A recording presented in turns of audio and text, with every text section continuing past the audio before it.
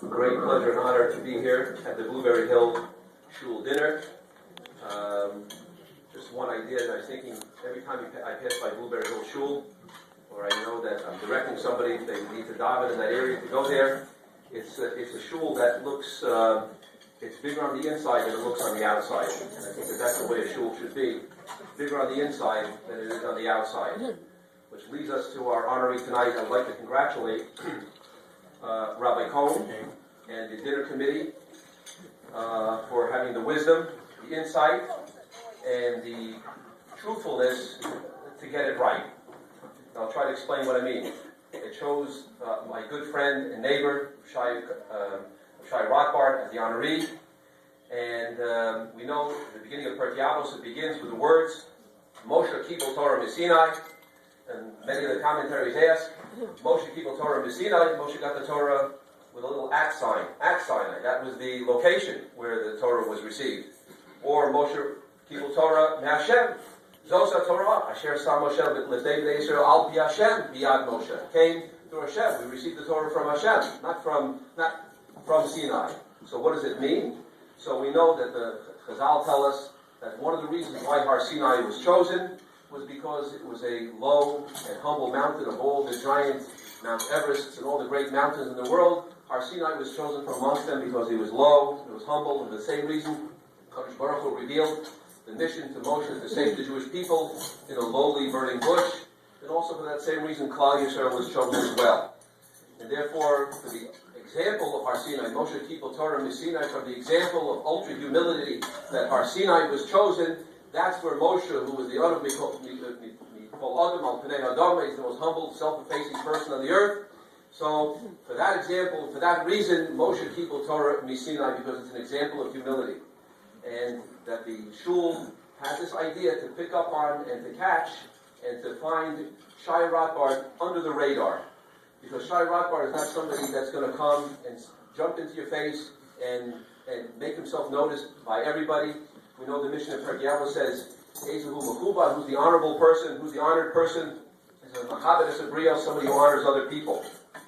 And Rav Shaya, my good neighbor and friend, he's somebody he gives, and he gives to people, and he loves people, and he treats everybody with an open heart, and he talks to everybody in the most gentle and delicate and beautiful way. He would never even, I've been his neighbor for the last, 22 years, 23 years, I never heard him raise his voice. I never heard him raise his voice. Always sweet and gentle, a poetic soul, and a poet, and an author, and someone who speaks in ideals and speaks goodly about people, and he gives honor and he gives covet to everybody that he meets.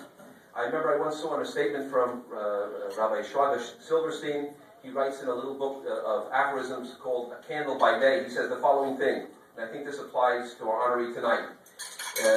It's easier to make your presence felt than it is to make your absence felt. Right? Many times people know how to make a big splash. They make a big to-do. They become big talk show hosts. When davening is going on or whatever. They become very animated. And for somebody to make their absence felt, so they have to be doing things. And Rav Shaya is one of those people that he does things. I remember when I used to give the shir upstairs in Blueberry Hill Shul, so during that time, I remember every once in a while it intersected, came close to setting up time for Shalashudas. And who was there? There was another elderly gentleman, and there was Rav Shaya, and they were setting up Shalashudas. And I just asked and found out, and I said, Rav Shaya is still setting up Shalashudas over there, right? Someday someone's going to come, Rav Shai was there, what happened? Who didn't set up Shalom? To make your absence felt, you have to be doing something, not just talking.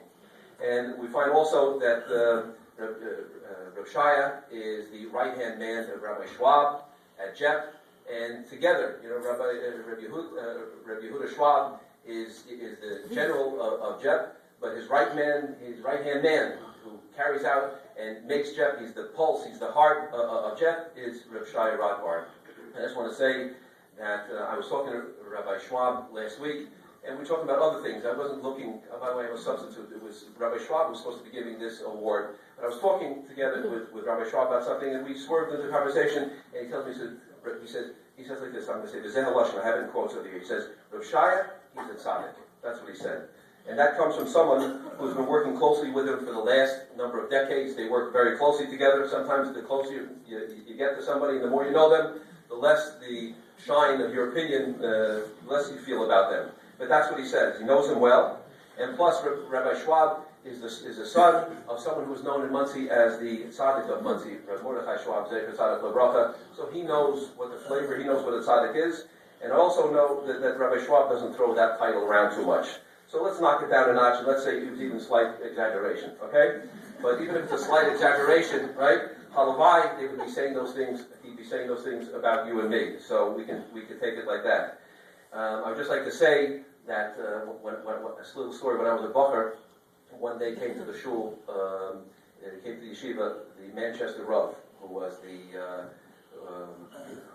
big tzaddik, Manchester Rav.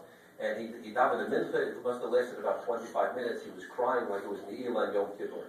And I remember, backing up, not knowing exactly what I'm looking at, that he hadn't taken the appreciation course so well. I backed up and I took a look at this fellow. I shouldered up to the fellow next to me. I said, I wonder what he did so wrong.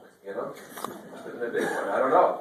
So Friday night, eating by one of the Rebbeim's house, so one of the Rebbeim was saying, the Manchester Rav, that Rav Moshe Feinstein, Zecher Tzaddik Lebracha, had said that the Manchester Rav was one of the Lamed Vav tzaddikim in the world. So it's not just it's a Gemara. It's not just a wives' tale or a Hasidic Shemaisa. It's one of the hidden 36 tzaddikim in the world. So I asked the question. I said he's one of the hidden 36 tzaddikim in the world. So it looks like like the Rebbe just outed a CIA agent. Now we know who he is. So you can't tell us that he's one of the hidden 36. Now he's not hidden anymore. So I remember my Rebbe looked at me with one of those looks that shouts, and bites. And like I had said something wrong, and I said, what's wrong? And he said, Reb Label, he says, you think you see him? You see his arms, you see his eyebrows, you see his back, you see his hands, but you don't see him, right? You've only seen the tip of the iceberg. Underneath, there's a whole subcontinent of devotion and beauty. There's a wonder under there. He says, and he interacts with, look how he interacted with the same Art Scroll sitter, with the same sitter that you interacted. He puts on a pair of tefillin, you put on a pair of tefillin, and look what happens over there. I would like to say that walking amongst us is somebody that I would like to say, as a neighbor and as a close friend, I'm happy to have Rav Shai as a close neighbor and a friend. He's a hidden tzaddik amongst us. We think we see him, we think we know who he is. He's somebody who's very pure, he's very devoted, and he loves to give. He's a devoted father and grandfather. His children love him, they adore him. And we should all be jealous of the adoration that they have for him. And he's an author, and he's a poet, and he looks at the world with the most beautiful, wonderful way. And he lives through hardship, and he lives through difficulties, but he does it with a big smile on his face. Our sages tell us that somebody who runs away from honor runs after them. And I'm happy that honor has finally caught up with my good friend and my good neighbor, Rav Shai Rothbard.